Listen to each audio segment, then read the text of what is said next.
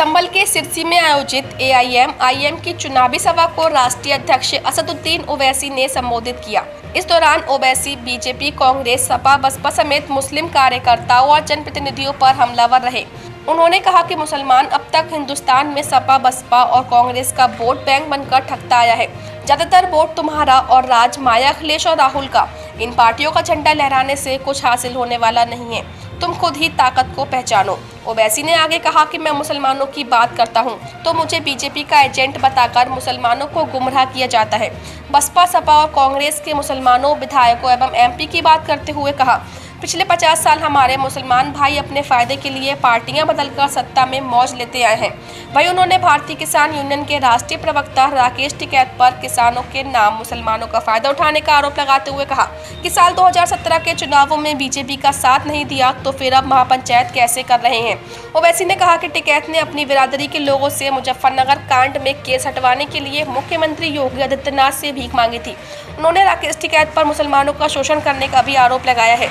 ओवैसी ने बंगाल में ममता बनर्जी पर तंज कसते हुए कहा कि वो भी मुसलमानों की हमदर्द हो तो 1000 मुस्लिम लड़कियों द्वारा भर्ती के लिए दिया गया प्रार्थना पत्र केवल इसलिए रद्द कर दिया कि सभी लड़कियां नकाब में थीं। मुसलमानों कब तक ममता, माया, अखिलेश और राहुल का मुकद्दर बनाओगे? मजलिस इत्तेहादुल मुस्लिमीन के हक में अपने वोट का इस्तेमाल करके डरने और घबराने की जरूरत नहीं है। पूरे मुल्क में और उत्तर प्रदेश में अगर बीजेपी जीत रही है तो आपकी वजह से नहीं जीत रही है। मैं आपसे एक सवाल करता हूं, हाथ उठाकर जवाब दीजिए, क्या आपने बीजेपी को कभी वोट दिया? किसी ने दिया वोट बीजेपी को? आपने बीजेपी के खिलाफ वोट दिया ना? कितनों ने बीजेपी के खिलाफ वोट दिया? हाथ उठाइए। तो फिर उत्तर प्रदेश में बीजेपी कैसे जीती? कैसे जीती बताइए ना।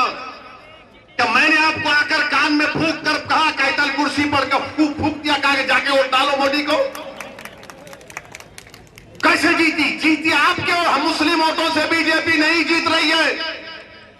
बीजेपी जीत रही है क्योंकि इनका वोटर, बसपा का वोटर, समाजवादी का वोटर, कांग्रेस का वोटर मोदी के गोद में बैठकर चाय पी रहा है। और आपको बताया जाता है, आपको डराया जाता है, जिम्मेदारी आपके कंधों पर डाली जाती है, कंटी हमारे गले में डाल दी जाती है कि देखो वोट मत दो। अरे तुम्हारा वोटर कहां गया बताओ? तुम्हारा वोटर कहां गया? मगर मजलिस जैसे आती है नहीं।